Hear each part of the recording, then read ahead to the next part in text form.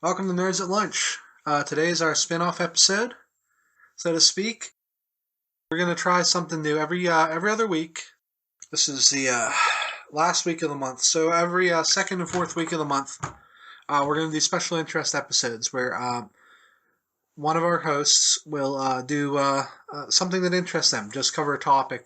Since technically this is still a regular version of the podcast, we're going to do a little news first, because this sort of just happened in the last 2 days, so we haven't really prepared that much for it. But Steve is an expert on the subject, and he doesn't need notes. That's just how he rolls. So we're going to do a little news real fast, go on break, and when we come back, what are we going to talk about today, Steve? I figured that I could talk a little bit about Super Sentai, Kamen Rider, and Precure, which are all in this Sunday morning TV block that has been going for many years. Okay. I know a little bit about that. I know most kids shows are on Sunday. I know One Piece is. Yeah, a lot of them tend to be, since that's the only day they get off from school. So. Okay. Horrifying truths of the Japanese school system. Okay, so first up, this is video games. Junji Ito would have been working on Silent Hill, the new Silent Hill, with Hideo Kojima and Guillermo del Toro. I can't say his name. So basically, this would have looked amazing, played amazing, and been terrifying. What is wrong with them for canceling this? This is really a pity. And I've been very mean to Konami in the show notes, so feel free to read those at the end of the episode. Okay, next up. This is kind of...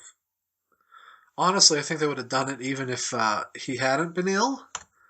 Jouji Yanami, the voice of King Kai and the narrator in Dragon Ball, for most of the series one, right? All of it, I think, from Zeon. Yeah.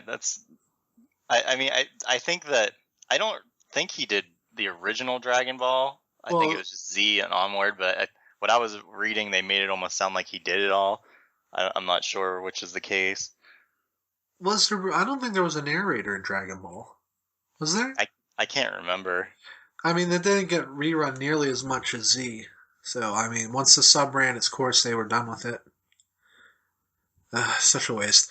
At any rate, he has been sidelined by medical issues. So he's going to be replaced by Naoki Tatsuta, who has voiced, among other characters, Oolong and Dr.Breifs. I'll be honest, the few scenes King Kai had in Super, even when he was yelling, his voice didn't raise or anything like that. I think maybe it's time for him to retire. Yeah, I mean, he definitely... I know it's kind of nice that he's at least still alive, since we have, they had to replace Mr. Satan since his voice had died. But, I think that just as far as acting-wise, it just seems like he's gotten kind of too old at this point, that he probably should just retire and just kind of focus on his health, I think. Yeah. I'm not sure if you follow, Disney or anything, but they got the original voice of Scrooge McDuck from DuckTales to do his voice in the remake of the NES game. He sounded similar, but it was the same thing. He didn't really emote very much. And, you could tell he sounded like a 90-year-old man. It seems like that's pretty common, and I know there's been other instances where, they've brought in voice actors back for certain roles, and even in Slayers, with Slayers Revolution and Evolution R, I felt like Megumi Hayashibara sounded a little bit off from Lena Inverse's voice. It's probably, she's between not having done it for so many years and the fact that she was obviously older than she was. Yeah, it just kind of happens. Most of these actors were in their 40s and 50s when they first did these roles, and now, 30 years later, I'd say even Goku, God bless her, but Maybe they should find a new Goku.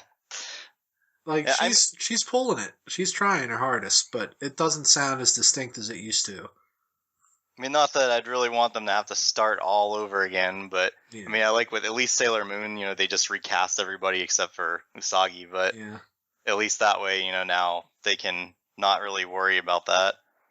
'Cause I know they actually, I was just reading too, I guess it's kind of another news article, is they said that recently announced the next arc of Sailor Moon Crystal with like the Death Busters, and then they said there's also going to be a new project, which that's all they said. But I don't know what this new project is. I mean, maybe they're gonna fix all the animation errors in the first season. I'm almost wondering if they're gonna pull a super and like continue the series or something. Well, where is there to go from the end of Sailor Moon, though? Because I don't even know exactly how, because I've never read the manga, so I mean I know that Sailor Stars, the ending there is not necessarily how it went in the manga, so I'm not sure if it is open or not that they could add in a new enemy or something. Well, the way they explain it, something happens. The Earth is frozen for X amount of years. I think it was like 400. And when they thaw out, everyone just decides to make her the queen of the world. I don't know. It'd be cool if they continued it. It'd be really cool if Toei didn't have the rights. But that's one problem at a time. I think it's for probably... all we know, it's going to be something really dumb that we'll just be like, oh, a new stage show or something. Well, they just had one start up over there. That could be it. Those musicals are crazy popular for some reason. Yeah, everything's getting it. I mean, even just like random video games get stage shows and stuff like that. I would kill for some of that, though. I mean, honestly, in one of them, the Sailor Scouts fought Dracula. That seems like something I would pay to see. They confused him with Tuxedo Mask because they have the same cape. No, but I don't know. I think in general, I'm always for the original actor coming back, but at a certain point, they can't do the voice anymore. I think Sailor Moon is a unique case though, because her voice actress was much, much younger when she did the show. Like, I think she was only like 18, 19. Yeah, I'm not really sure. Yeah. I never looked at how old she was. But let's move on. Speaking of Sailor Moon-esque shows, Netflix has somebody scoured Netflix and they found screen entries for Glitter Force and Seven Deadly Sins. I know you're really happy about Glitter Force, Steve. I mean, it's essentially, I mean, being licensed by Saban it's gonna be on the same level as like a 4Kids thing. Oh no, Saban is much worse. But I was gonna say possibly worse, since I mean, I feel like things like Yu-Gi-Oh. I mean, at least like even though they obviously changed things, I mean the episodes kind of played out the same way, but I can see Saban not even trying to dub it, and they're just gonna completely just write their own scripts for everything. Yeah, that's their big thing. I don't know. They've never done a cartoon before, to the best of my knowledge. Not an anime, at any rate. I don't know. I think I read that they've done stuff in the past, but it's all just like really obscure kid shows. Well, I don't know, because that company dissolved like right around the end of the 90s. This is a new Saban, worse than ever. People seem to love Power Rangers. I don't really care, to be honest. The American Power Rangers is it's not that great. Yeah, I mean, for me, it was my childhood. I mean, I watched it from the beginning to Power Rangers in Space, which was like many, many years later, which ended like the main story, and then the next series was where they were kind of trying to break away and do like the typical Super Sentai like new show every year type of thing, and and I kind of started getting bored with it at that point. But so it was always a big deal for me. But yeah, going back and watching some of the episodes now, especially having seen some of the original stuff, is just kind of hard to watch now. Oh yeah, I don't know how I put up with it as a kid. I think what finally killed it for me was Masked Rider, Oh yeah. where they changed so much, and even though I didn't have access, this was pre-internet for our young viewers. Uh, even though I didn't have access to the internet, I knew in my heart of hearts that Ferbus was not from the original show. Like, oh, it hurt. What hurts worse is apparently somebody brought a Kamen Rider show like almost 1-to-1 over here, and it didn't do very well. Well, I mean, depending on I'm assuming you're talking about Kamen Rider Dragon Knight. Yeah. So that definitely was not. I mean, they had the same basic idea as Kamen Rider Ryuki, but they made some serious changes that I just I was watching it at first and I liked it. It wasn't too bad, but then suddenly they were just like, let's just add in aliens, and I was like, are you kidding me? It just completely changed the whole direction of the show, and I don't know, it was pretty bad. And then that same company was planning on bringing another one over, but yeah, they couldn't get funding. I didn't know exactly what happened. I'm assuming that it's for the best.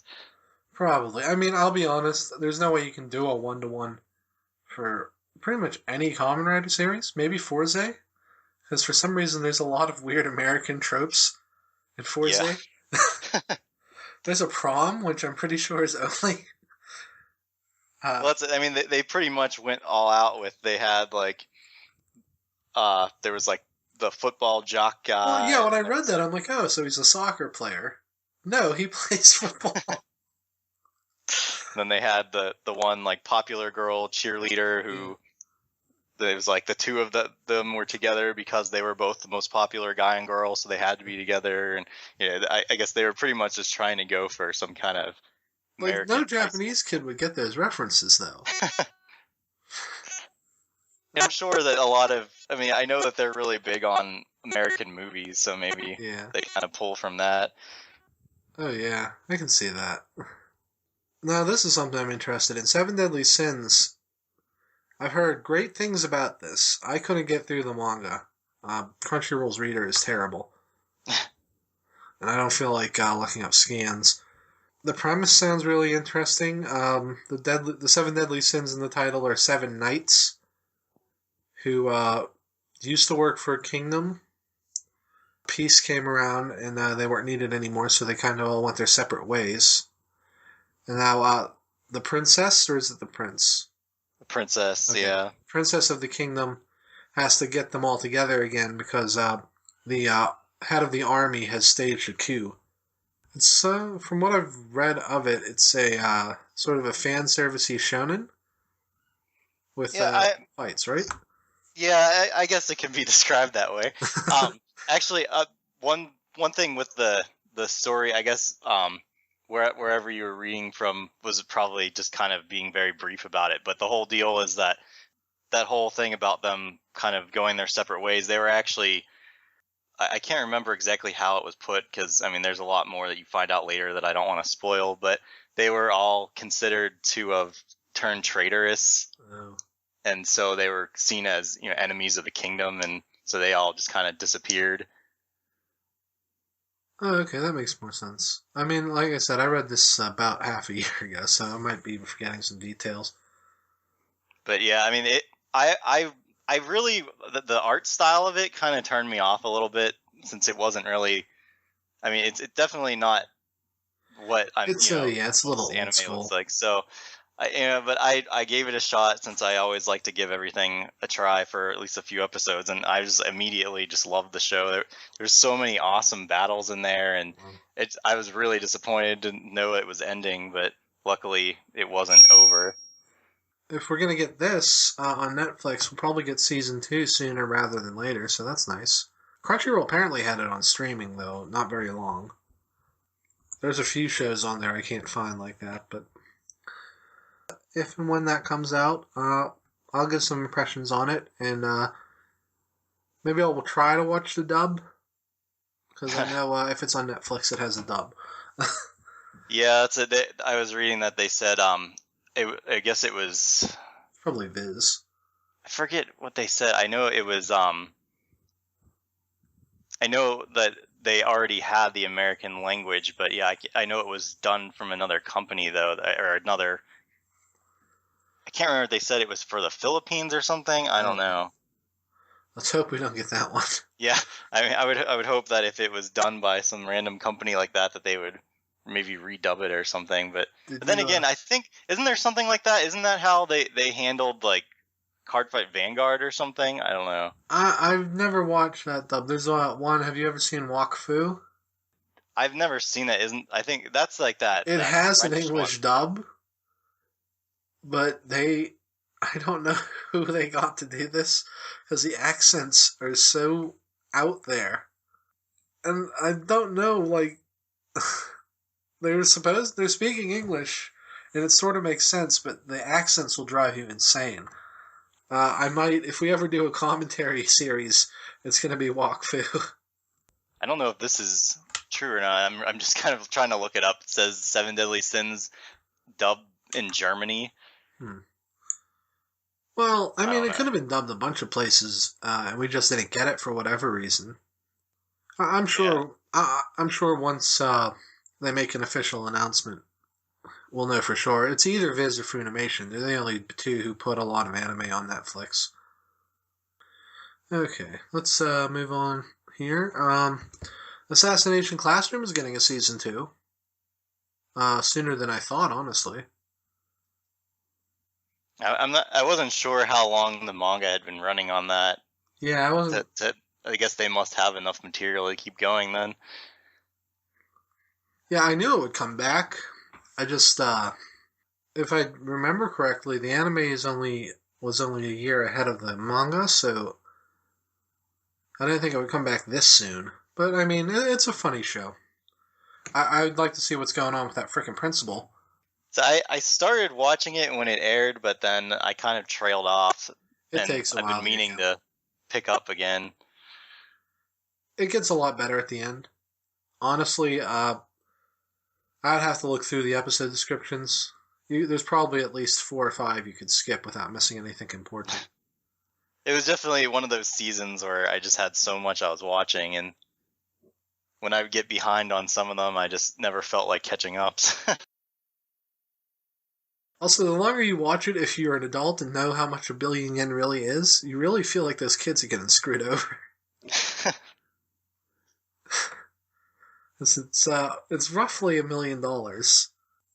But, okay. And then our last news pick, and this is just mine because I'm partial to the subject. Japanese fans picked the top 8 redheaded girls. It's a horrible, unfair poll because Mia from Monster Musume, Mao from Mayo, and I don't know who this last one is, Kuko from Nyarko-san? Nyarko. Yeah. Yeah, I love that show. It's the guy who writes the manga for it, he's a huge Kamen Rider fan, so there's tons of Kamen Rider references, but there's also all kinds of other anime references. Actually, when it was airing for both seasons, it was funny. There was someone who made a website dedicated to each episode. They would take all the different references and show you what they were and the origins of them. There's just so much in the show. Huh. That's pretty cool. It looked familiar. But no, back to my point. Mao and Mia should have been in the top 3. Especially Mao, who was awesome. And I saw that list too. I was kind of, like, they mentioned, kind of disappointed that Lena didn't make it on the list. Yeah, she was an honorable mention. I'm like, what? Friggin' twin-tailed... Oh, that got me saying twin-tail now. Well, anyway, if you want to look at this horrible list, I've included a link in the show notes. They're terrible. More reasons Japan shouldn't have things. And we're going to take a quick break, and then when we get back, Steve is going to go on his discussion topic. We'll see you in a second. Hey guys, real fast, we're gonna do some editor notes during break, so don't get a drink this time. Steve and I talk a little bit about Pretty Cure, but we didn't get to cover everything, so I'm gonna include some links in the show notes to animation he wanted to talk about. It's pretty cool looking.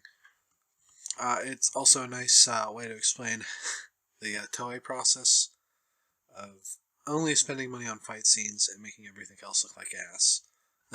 So enjoy those. And let's get back to the show. Welcome back. And from this point on, I'm going to hand it over to Steve. I might ask a few questions as we go on, but mostly this is going to be his section of the show. So, all yours, Steve. So, like I said, I was going to mention about, so there's a Sunday morning block that it's called just Sunday morning kids time. So it starts at 7 a.m., Japan Standard Time on Sundays, and then they have 4 different shows usually in the block, and so for the longest time it's been Super Sentai, Kamen Rider, Precure, and then one other random show. So they've had things like, I think it was called like Dinosaur King, and like just a bunch of random stuff that is always just swapping in and out. So right now they have Tribe Cool Crew, which I know that I've seen that on Crunchyroll, but I've never actually watched it. It's a horror show of bad CGI that I don't recommend you watch. But I guess going on to first off with Super Sentai and Kamen Rider. So those two, they're 2 of the 3 main tokusatsu or special effect series that are kind of super well known in Japan. The third being Ultraman, and unfortunately Ultraman doesn't get much attention over here, so it's not he's really getting that movie next year. I don't know if that's coming over here, but it looked like it was. But we're digressing a bit. As far as with Kamen Rider and Super Sentai, I mean, so those two, I was just reading. It wasn't until 2000 that they actually started airing together in that block, which during that time, even though it's already considered a block, they call it superhero time. And so that started in 2000. And seems like it would have happened sooner. Both of those are very old. Yeah, because Super Sentai was back in when did that start? It was in the 80s? 75. Okay. And then Kamen Rider, I think, was right? 68, no, 69? I think it was 71. I know I had some little notes up.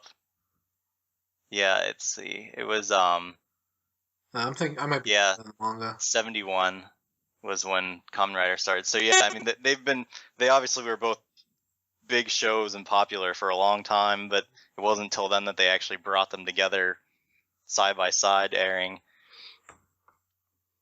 So with Super Sentai, it was actually the very first one, Himitsu Sentai Go Ranger, was actually done by Shotaro Ishinomori, the guy who created Kamen Rider. So he kind of started out Super Sentai, but after the first series, he stepped back and it was taken over by other people. So the most recent show it started airing back around February is Shuriken Sentai Ninja. So this one, they're about, I think it was 31 episodes now. It's in the 30s where they are. So they're definitely a little more than halfway through the show. So it's definitely it's been one of the better ones recently. It's kind of always off and on with these shows that sometimes, like the previous year they did a train theme, which was kind of boring. I mean, it wasn't too bad of a show, but it was hard to get into. But the ninja one definitely was a lot easier. And this actually, overall they've been trying to kind of pull together all the Sentai, and I mean they've been doing it with Kamen Rider 2 to try to put everything so everything's sort of in the same universe. So there's been previous ninja series, one of them being Kaku Ranger, which was brought over in the US as the Mighty Morphin Alien Rangers. Oh yes, I remember them. And then there was also Hurricaneger, which was they brought as Power Rangers Ninja Storm, I think. Yeah. So they That have one, Ninja Storm, if I remember correctly, pretty much had the same main plot as the Japanese one. Up yeah. to including the Red Ranger riding around on a horse. I think that I know I had watched that one a long time ago, and yeah, I think that they kind of were somewhat close. But what's kind of neat is since they have all this whole like continuity with all of these series now, like they actually had an episode where the Red from both of those past teams came and helped train them in the ninja. So I think they'll probably be doing that a lot more. Yeah, Plus, I think that's something that actually they got inspired from the American series because people over here want the past American Rangers to cameo all the time. So yeah, they actually with the what do they call the it, like Power pirate one, Rangers right? Mega Force or something, that there was the pirates, that was Gokaiger in Japan, and that was like a celebration of one of their anniversaries. I feel like it was maybe the 35th anniversary. I can't remember off the top of my head, but they just let them transform into all the different like past Rangers, and so they could use their weapons and attacks and stuff, and they had a few cameos. So I guess with Megaforce, they kind of copied that, and I know they brought back like Jason David Frank and some other guys. Jason David Frank is actually a huge he considers himself the ambassador for American Power Rangers. Like he takes it really seriously. He won't swear around kids. He will be in character for really young kids. It's pretty cool that he takes it Yeah, so seriously. I got to see him at Comic-Con in Denver the one year. See, he came for that, and he was pretty cool. But I never really I know with the autographs and stuff that he usually will like sit there forever. He doesn't even like usually take many breaks because he wants to meet with his giant line of fans. Yeah. So I didn't really want to wait forever, so I didn't actually go meet him in person. But yeah, I mean he's a pretty cool guy. But again, we're we keep going on. We'll get better at this someday, I promise, folks. But I figured, I mean, the basic history with Sentai is pretty simple. It's just every year there's a new series. So I just figured as far as the Ninja, I just kind of briefly talk about the story. So it's about it starts out with 5 Rangers as usually how it starts out, and they're all actually family members. The Red and White Ranger are brother and sister, and then the others are all just cousins.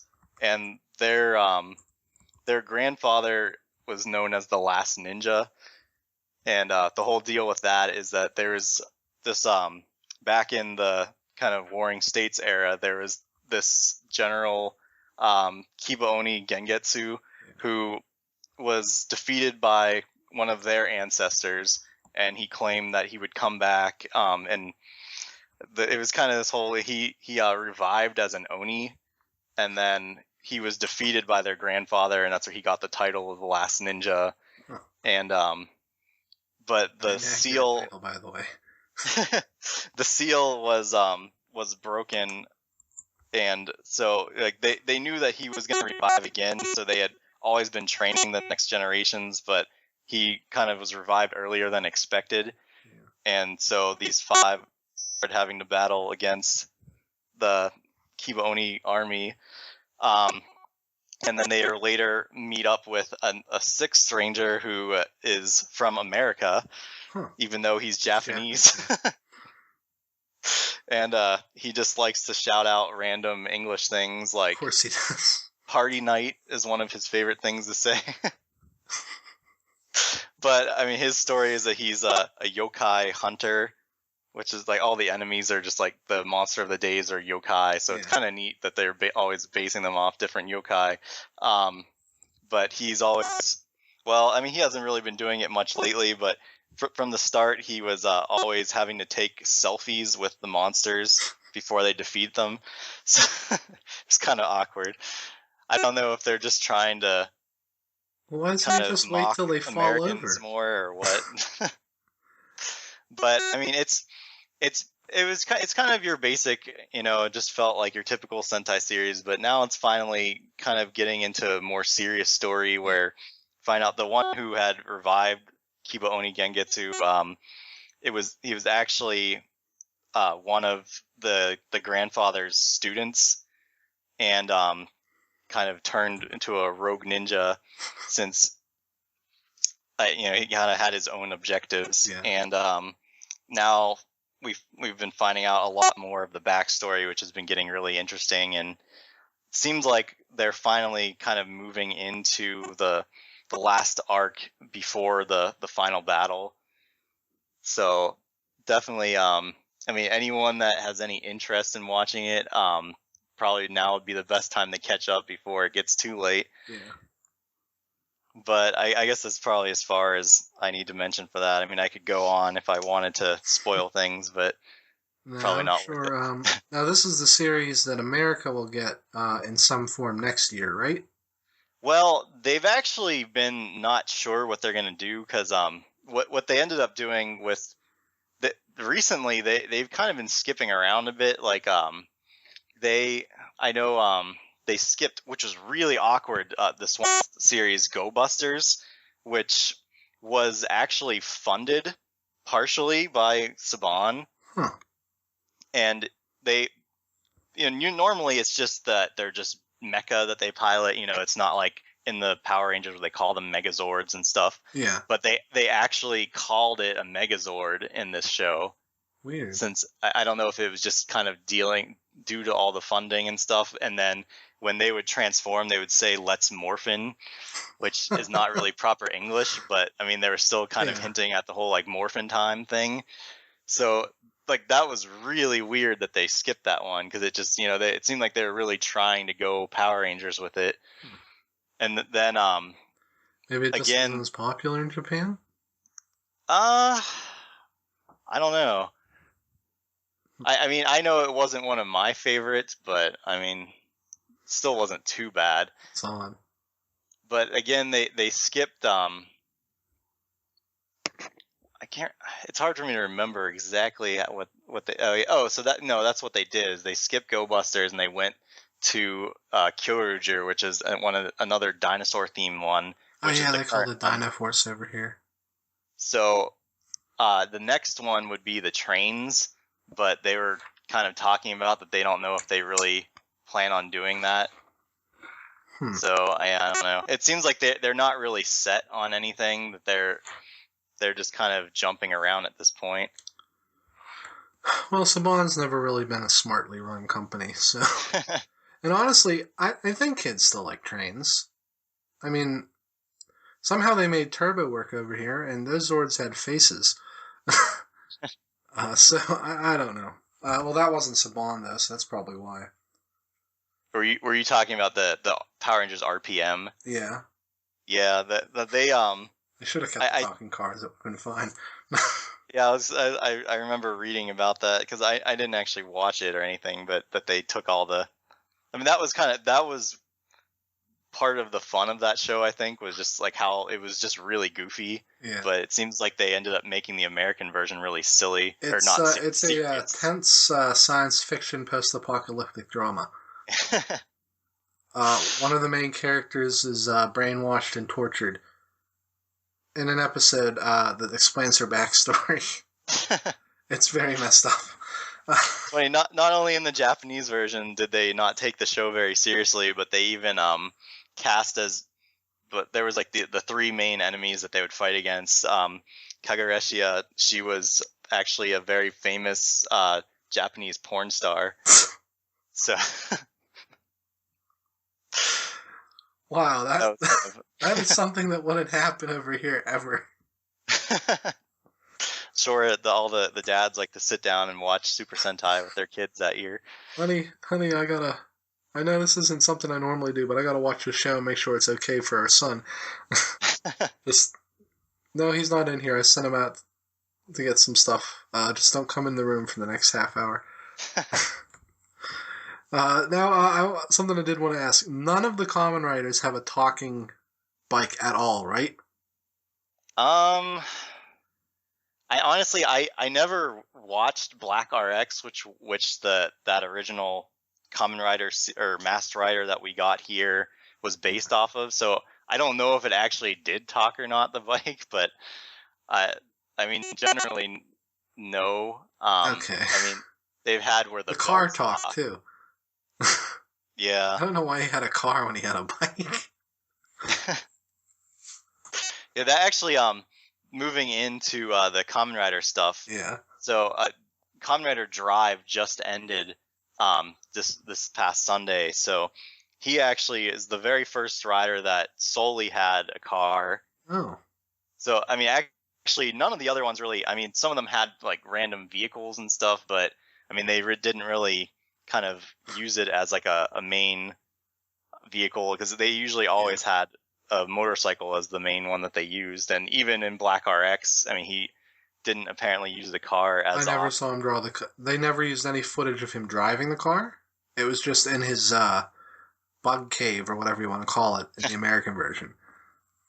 So it was kind of a shock that because I was kind of like not really sure about it at first when I heard about that he was gonna have the car. Since I mean it's Common Rider, I was like, well, might as well call it Common Driver or something. But He still rides the car. I guess He can get on the roof and let it go in the neutral. I know that he'd be. Never mind. I'll make a bad joke later.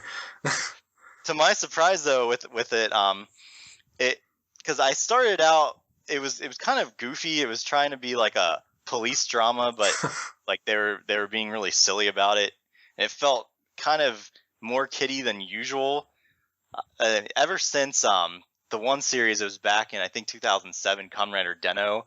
They tried doing something really goofy and more like kiddie like, and it ended up doing really well, which then caused them to, from that moment on, continue making the shows a lot more goofy like that instead of more serious, which is kind of disappointing. Wasn't the rider before this one fruit themed?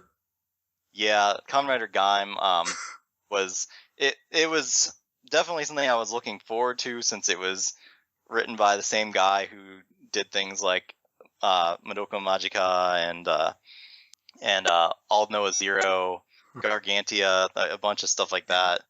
So I mean, it's just I think I might have mentioned it in a past episode of this that it was just kind of not what I was hoping for, just because it was obviously a kid's show, so he couldn't go too far with it. I mean, you could tell he was trying to do certain things, but it would be like it's like, oh, they killed this character off, but oh wait, no, he's not actually dead. So it's I know the original manga was very brutal, and it's kind of amazing to watch that evolution of Kamen Rider into what it is today. Yeah, I mean, even because, like I said, up until that Den-O series, I mean, there was definitely it was a very more there were some goofy things here and there, but it was a lot more serious. But like I said, now it's definitely changed, and I mean, I think seems part like of that they're trying to get younger kids, don't you think? Yeah.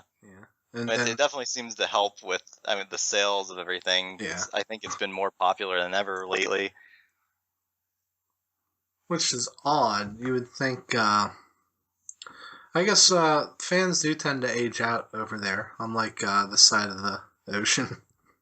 Yeah, I mean, from what I understand, it's actually pretty similar to like over here with like Power Rangers and stuff. That there's people who like it who are older, but it's kind of one of those things that you feel awkward to be like, oh yeah, I'm really into like Kamen Rider and Super Sentai, when people are gonna look at you funny since it's a kids show. Yeah. But yeah, with Drive, so it ended up being actually one of my top favorite series now. It was just, I could not believe how good it was, especially towards the end. It just got really serious, and I mean, there was some things that I won't spoil that I was pretty upset that happened, but it made the story all that much better. So no cop-outs like in Forza, right? Yeah, it was definitely a really good one. So I mean with Ghost Kamen Rider Ghost starting next week, or this, I should say this coming Sunday. I mean, people who are interested to look into Kamen Rider, I mean, they can obviously follow Ghost now as it starts, but I definitely would recommend Drive as one to go back and watch, on the side. That's a good point. I should mention. You can find most of these shows after they've aired on YouTube in some form. They're never coming out on this side of the or in this country in this form. I know normally we're kind of anti-piracy, but in this situation, you're not costing anybody any money if you watch the subbed versions of these. Yeah, I mean, as far as Kamen Rider, definitely I've not heard anything. But actually, with Super Sentai, there's a company. It's like, I think they're called like Shout Factory or something. That they actually released the entire series of Kyoto Sentai Zyuranger, which is the original, like what was brought, as Mighty Morphin Power Rangers. So that was released. Then they actually recently announced that they were going to release Gosei Sentai Dairanger, which is the next series that aired after that in Japan. And so Dairanger is what they took footage from, but they ended up recording a lot of their own because they didn't want to change the outfits. Oh yeah, for season 2. Yeah, so I mean, obviously, like, you could tell if anyone that watched it, the Megazord inside was not very great looking. Yeah. You could tell they just kind of built their own little set there. And then the White Ranger was actually, all that footage was used from Dairanger because he was the Kiba Ranger. Though it was kind of a really awkward fit too, since Tommy was not really some super hyperactive character, but the Kiba Ranger was a kid in Dairanger, so he'd always be like flailing around doing all kinds of crazy stuff. But yeah, that it looks like that Super Sentai, at least because of Power Rangers, has become popular enough that they've been able to start trying to bring Sentai over here. But true, I don't but they're still about 25 years behind. Yeah, so. I mean, not only are they kind of doing old stuff right now, but obviously they haven't done anything pre. So that was like 92, I think, Zyuranger. Yeah. So I mean, with it starting in 75, they definitely have a lot to catch up with there too. Yeah. Oh, one more question for Drive. So his car, is it like a Batmobile with gadgets, or is it just a car? Well, his whole concept sort of changed as he got different powers, but initially what starts out as is he has what they call tire kokon, or tire change, that he has this tire around his chest, and so his basic form is called type speed, and he gets different forms that also have different tires that kind of coordinate with that. And so it'll just be different things, like the tires will kind of come off the car, so they'll use like this like flare, for example, where it's just like kind of gives them this like flaming power, and so the car just kind of is essentially giving him the different tires. Yeah. So I mean, it's not like he's driving in it, and I guess he couldn't really drive around mowing down people. But they did later in the series add on these two little attachments that allowed it to fly. So I mean, there were a few times where he did use it kind of like that. But he didn't like jump out the window and drop kick somebody while he was going 60. He just okay. So it's basically, when you buy the toy car, it's just to hold all the pieces for the action figure. With the car itself, the toy, I don't think it even really. It doesn't move or anything. The tires, yeah, I don't know, because I mean the tires were normal looking tires until like he would use the one shift car, as they call them, to summon the tire, and then all of a sudden it would kind of come off in CG. So I don't think the toy actually really did much as far as that. Oh wow. Yeah. I think maybe they're getting a little out of hand with form changes in Kamen Rider. Yeah, I mean, it definitely, I mean, they've been kind of really pushing it since, the more they do, the more toys they can sell. So, Well, yeah, but I mean, okay, and for reference for the listener, I've only really seen Forze. I have a bunch of other Kamen Rider on my backlog that I'll probably get to someday. But his final form is basically a vest with all his power plugs on it. And I want to say an X pattern. I might be thinking of something else. And it looks terrible. Probably one of the worst is Kamen Rider Decade, that was back for their kind of 10th anniversary of the Heisei era, which is like kind of the modern day Kamen Riders from like 2000 onward. Yeah. And he just has like cards of all the riders on his chest. It was just like such a stupid design. No design aesthetic at all. Like, he could have been, especially for Forza, he could have been this cool rainbow-colored thing, but they just had to focus on those little plugs. Yeah, I mean, Sentai has been pretty bad with that, too, because, like, all their robots, like, they'll just keep adding more and more to, sell more toys, and, I mean, even right now, for example, in the Ninja, I mean, they have everything combines into this giant fortress kind of thing that can't even walk, it just rolls on wheels. So it's like... It's just, because there's just no way with the way they attach these things on there that they can get a suit actor to actually walk around in the thing.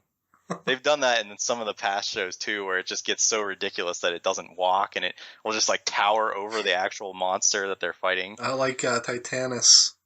It's kind of, it's kind of like that, I guess, but kind of more ridiculous. But worse, because you can conceivably see a humanoid robot in there. Yeah, because it's kind of essentially riding it, but in this case, they're just kind of just so many parts smashed together. It's like a Lego. Yeah, I've seen some of these later robots. They don't look that nice. I can see why they skip some of these shows. But yeah, with that, so like I said, Kamen Rider Drive has ended, and so Ghost is going to be starting, and the whole premise of Ghost is obviously it hasn't aired yet, so I can't say too much since I haven't seen it. But the main character, he is attacked by one of these monsters, which is kind of there's always some type of enemy that they fight in each series. So these are like some type spirits, right? Yeah, there's like kind of spirits that attack, and he's trying to save his childhood friend, and he ends up getting killed. Oh. And so he starts out dead, and he gets brought back to life, and is told that he needs to so he uses what they're called icons, and literally it's like spelled with an like EYE. Oh, so they're little like little eyeballs. Oh my God. Yeah. And where does he plug these things in? This one belt. It kind of looks like an eye also, but it kind of looks like it's got the eyelids slightly down. Yeah. So I guess it kind of goes behind that. But the whole idea is that each icon is I guess it holds the spirit of some famous person in history. Oh God! So it's like they're trying to give you a little history lesson now to all the little kids. That's not going to end well. So his whole goal is to collect all of these icons, and then he'll be able to revive completely. But I guess he's only given 99 days to do so, or he'll kind of return to being dead. So that's these are traditionally 52 episodes, right? Yeah, it actually a lot of times recently they've been more around 48. It's just I think mostly because that they try to have the shows air around the same time each year, and a lot of times the show gets canceled for sporting events and things like that, so they have to kind of make room for it. I think they probably plan on doing around 50, and then they just kind of cut things on the fly if they know that they're going to get put off for some type of event or whatever. Yeah. I don't know exactly how they're planning on doing this, but I think there's only like 15 of the icons, so... Oh, that's not too bad. I mean, maybe he'll have to do something else after he gets them. I don't know. Like, he'll get them, he'll fully revive, and then something will happen. Some of the examples that they've given, they've shown forms for the one icon is Isaac Newton. Oh my God. Does he have a wig? No, I mean his whole actual outfit is kind of weird. It's like it's like he's wearing like a hood. Mm-hmm. I don't know. Kind of looks like he's some type of like street punk or something.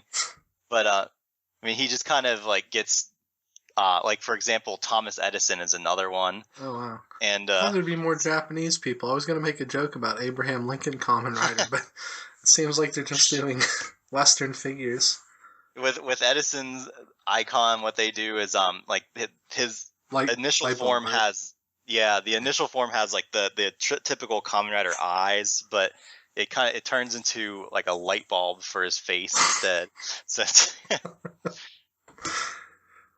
there is one though. It's Miyamoto Musashi, yeah, who is another one of those. So he fights with an oar? I'm not sure exactly. I know I've seen a picture somewhere of the form, but I haven't really seen his whole. Because that's his famous thing, isn't it? He beat a dude with a ship oar. I can't even remember what the whole.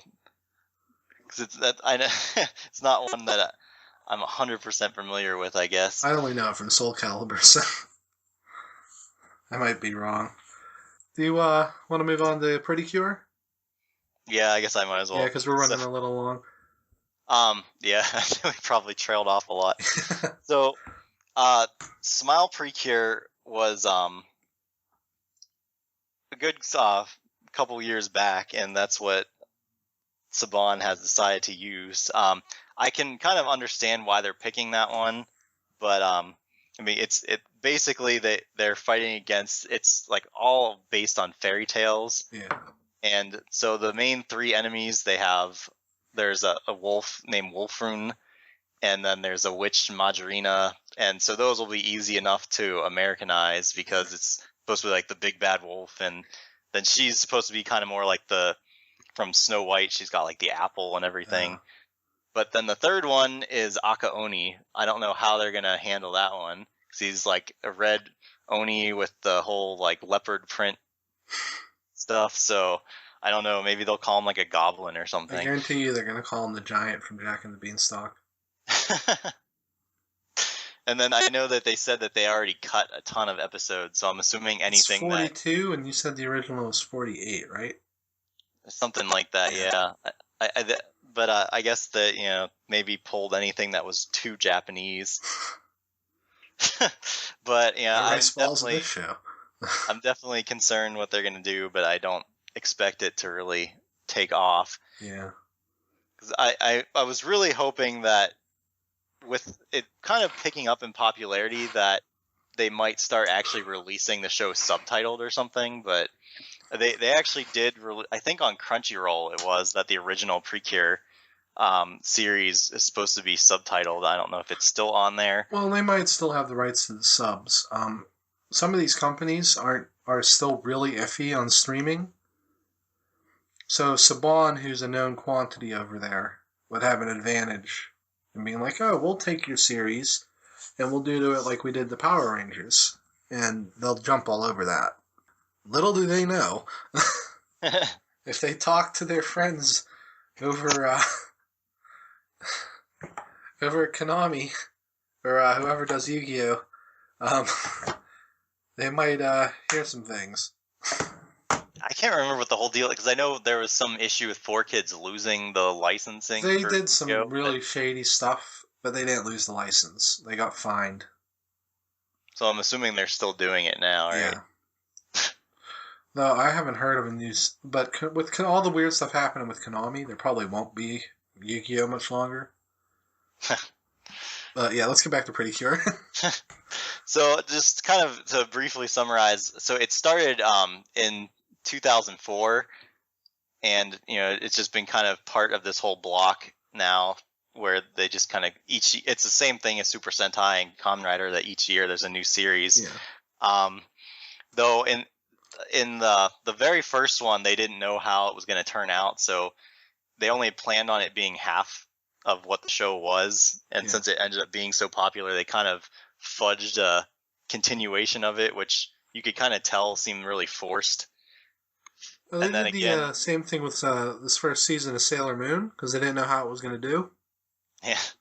So that's why they killed them all and then brought them back with no memories. Just in case no one liked the show. But yeah, so they after it did so well and it ended after the year, instead of trying a whole new show like they would normally do with Super Sentai, they used the same characters again and just kind of create a whole nother kind of sequel season, which was not very good. So then they moved on and finally created new characters, which unfortunately were kind of carbon copies of the original characters. So even though it was kind of new characters and everything, that it was essentially the same thing all over again. It was still a good show, but yeah, I mean the characters are way too similar. But I mean, from there on, they started to really kind of make it a little bit more different. And so the most recent one, so there's 12 series total, is Go Princess Precure, and it's kind of like every year when I'm reading about them, I'm just like, I don't know, this seems way too girly for me to be watching. But it's just, I always end up getting hooked on it. So unlike Sailor Moon, Precure is really it's kind of more like Super Sentai in the sense that it's obviously geared towards little kids, so it's just kind of meant to be kind of more like a cute show, and it usually has much really drama and death. Yeah, it's like, and they tend to have, like, most of the time is like the episodes will have some like really positive message, so it's kind of like one of those like feel good shows when you watch it. Versus like Sailor Moon that gets a lot more into like all the like romance and things like that. I mean, not that there hasn't been some of it in Precure, but it's not really anything like the whole like Serenity and Endymion type of thing. Yeah, it's more normal preteen romance. Yeah. Okay. So with this recent one, it's typically where there's some type of kingdom of like that's kind of taken over. It's kind of how it usually goes, because the Precure always have a fairy mascot of some type, and so this recent one, it's the Hope Kingdom that was taken over by the Dark Empire. Okay. It's kind of been where a lot of times they'll do this where they have specific enemies that kind of will gain, like, they might be like a side character at first and then they become more of like a major enemy. So I mean, it's kind of been progressing to the point where it seems like we're again, like with Super Sentai, kind of into the last arc before the final battle. And one of the enemies who was kind of defeated easily earlier on is kind of like the main enemy right now. So it's, yeah, definitely they kind of do it a lot, but it's always kind of neat when they start bringing back things. I feel like I'm kind of no, that's cool. It's cool. I don't know. I mean, I've never seen the show. I've heard of Precure before. It's not super popular over here, but I think it's known in most anime circles. Yeah, it seems like they've been really kind of it's been in the news a lot with like Anime News Network and Crunchyroll. Yeah, I think it's starting to kind of gain momentum. I think with Sailor Moon Crystal, everyone's trying to find that next big show. There's a lot of young kids that probably watch Crystal and they want more Magical Girl. Which, let's be honest, besides Madoka, has sort of been on a decline lately. Yeah, I mean, a lot of times they'll have like a generic Magical Girl show up in a show, but it's not really a Magical Girl show. And she's not really much of a Magical Girl, typically. Like, that Defenders of the Rokujima, or whatever it was called. Oh, yeah. That poor girl. They kept getting their memories erased every time she's... One thing that I think that really is helping to push Precure in Japan that isn't really getting much momentum over here is the fact that there's generally at least one or two, if not more, really popular anime voice actresses who will be in the show. Oh. And, over here, I mean, unless people are really into the voice actors and they watch a lot of the shows in Japanese, it's not going to matter. Very few. I mean, I think Funimation is about it for known voice actors. in America. I mean, I was really disappointed when I went to my first Nandescon, which is the big Denver convention. Yeah. And they had Ryusei Nakao, who is the voice of Frieza in the Japanese version, and obviously other characters. He has a pretty long list of roles, but I was really excited to see Frieza's voice actor in person, and it's like the main events room, and there was probably maybe 12 people there, including myself. That is a shame.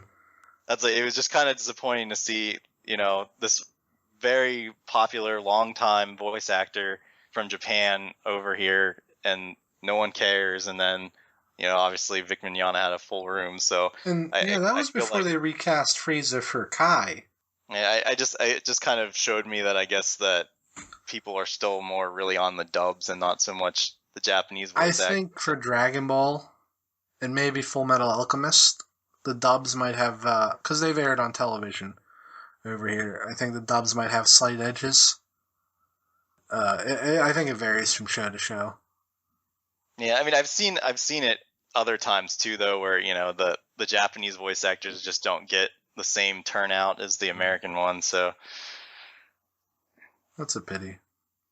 The most recent one, that Go Princess Precure, probably the most notable voice actress is Miyuki Sawashiro, who she's been a ton of stuff. She's Kanbara Suga and the Bakemonogatari type of stuff.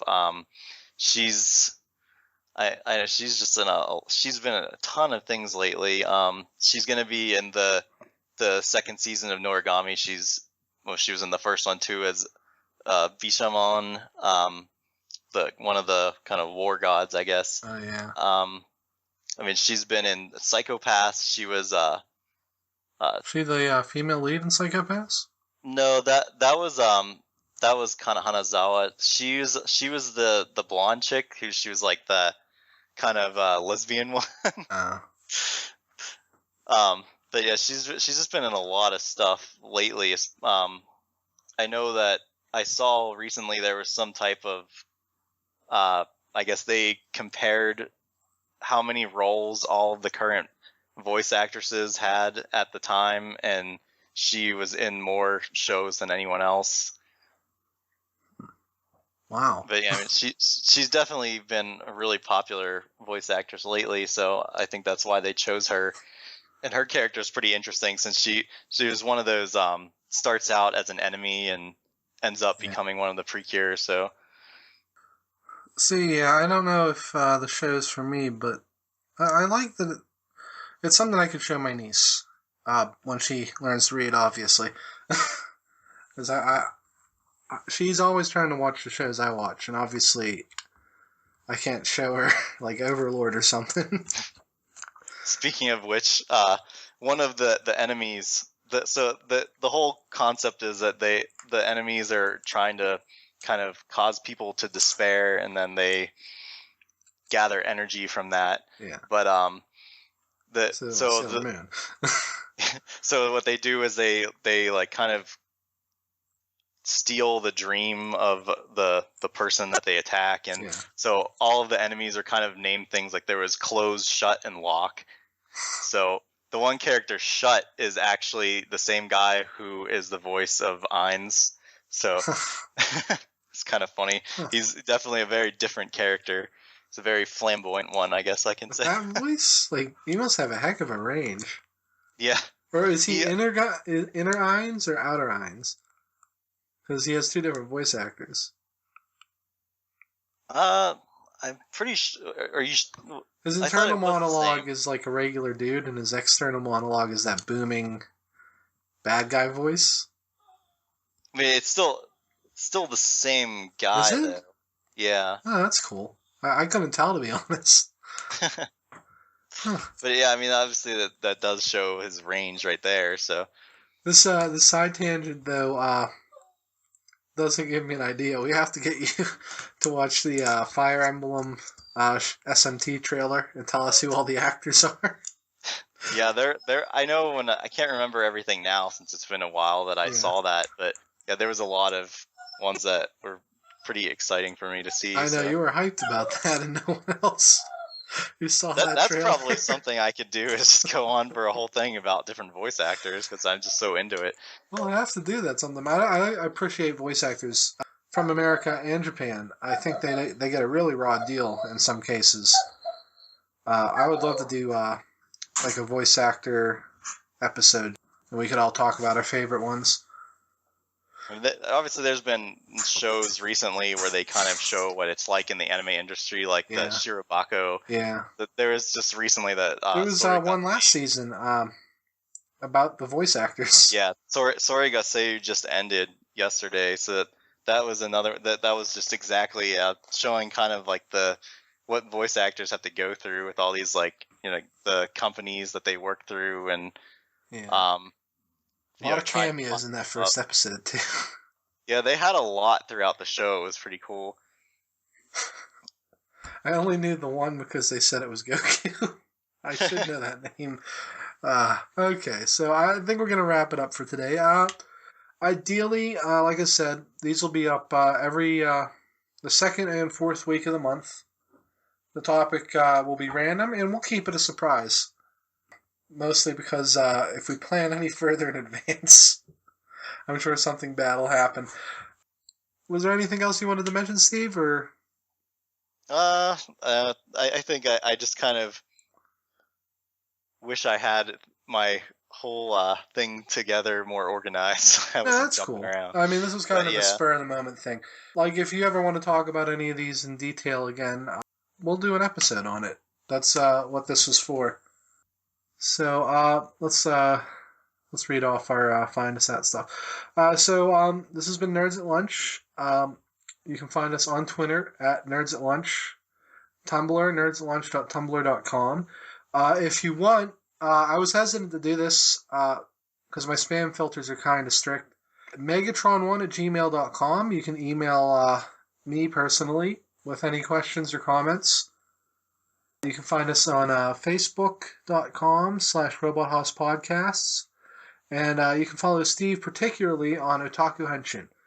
Facebook.com /Otaku Henshin Online or otakuhenshin.com.